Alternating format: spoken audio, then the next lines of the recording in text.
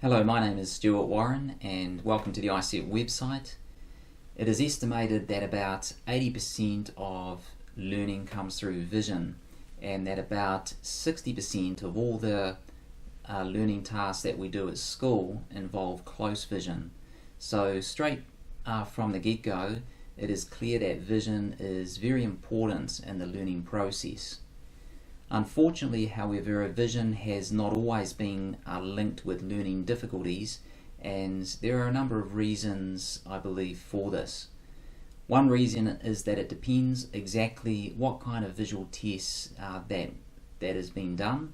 So, for example, vision includes a wide variety of tests, and the ones that you're probably most familiar with include tests of visual acuity, which is what you can read on a letter chart, or maybe a test of colour vision.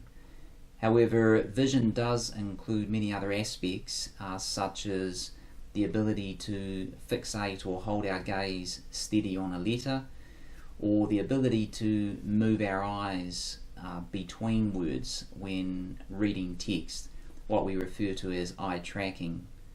Another visual skill is the ability to count the number of letters that make up a word or estimate the size of the word so that we know where to position our eyes when we're moving our eyes between the words.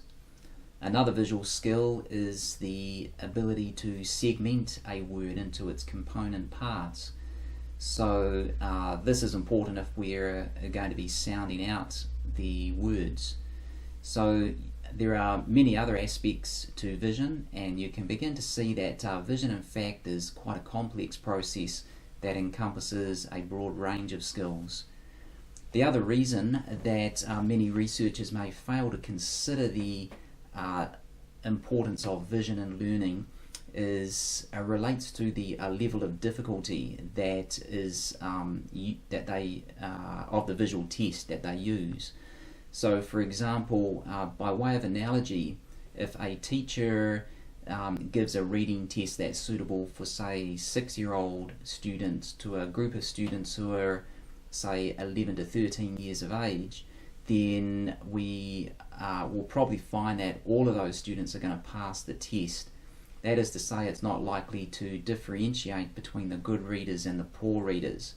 And unfortunately, I think a similar thing happens with a lot of experiments that are done on vision when looking at students with learning difficulties such as dyslexia. That is to say, the majority of tests are usually done on students ages 11 to 13 years of age, but mostly the tests fail to consider whether the nature of the test is developmentally suitable for that age group. Having looked into this now for many years, I'm actually very surprised to find that hardly any scientists have done what I refer to as proper developmental profiles of the visual and auditory skills of students, and then compared the good readers, say, with students who are struggling to read. And again, typically this includes groups such as students with dyslexia. So the best research that I have found which has actually done this comes from a group called the Optomotor Group, which is a research group at the Freiburg University in Germany. And they looked at many students with dyslexia. When I went and visited the facility a number of years ago, the group had looked at over 3,000 students with dyslexia, and what they found was that 99% of students with dyslexia had a problem with either their visual or auditory development, and that somewhere between 80 and 92% had a problem with both visual and auditory development.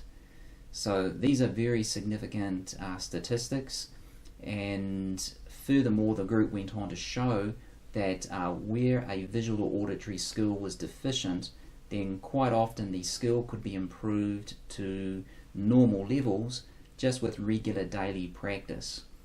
So this is something which is consistent with what we tend to see in clinical practice as optometrists, and that's because as optometrists or as clinicians we tend to look at things from a developmental point of view, and we know that these skills can be readily trained.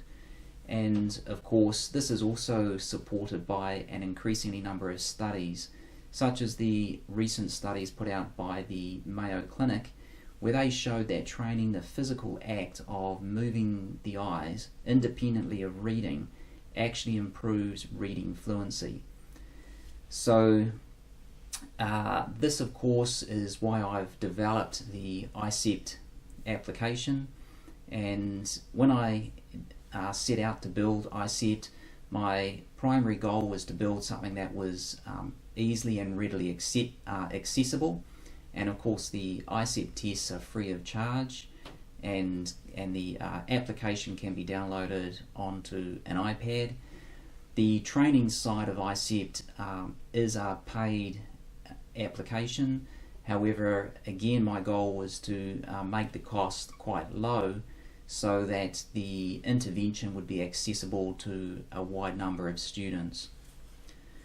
So the iCept tests and training methods that I use, many of them are similar to what was used by the research group in Germany, and you'll notice that the tests are actually quite difficult. This is intentional so as to avoid some of the problems that I mentioned earlier, where we just get a ceiling effect and fail to show who are the good students from the poor students when it comes to visual and auditory skills. So the training side has been designed so that it can be done from either home or school, and it's suitable for students ages around 7 to 17 years of age. Can actually be used for older students, students at university. However, at the younger end, what we need to keep in mind is that some students may have very poor attention and possibly may not be suitable for the iCept intervention.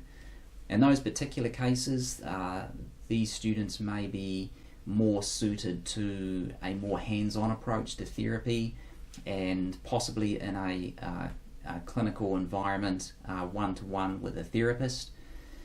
However, there are still many students, even students that do have significant learning difficulties, that could benefit from iCept as a complementary intervention alongside other interventions that they may be receiving. So that pretty much summarizes iCept. I invite you to look through my website, and you will find more information on iCept.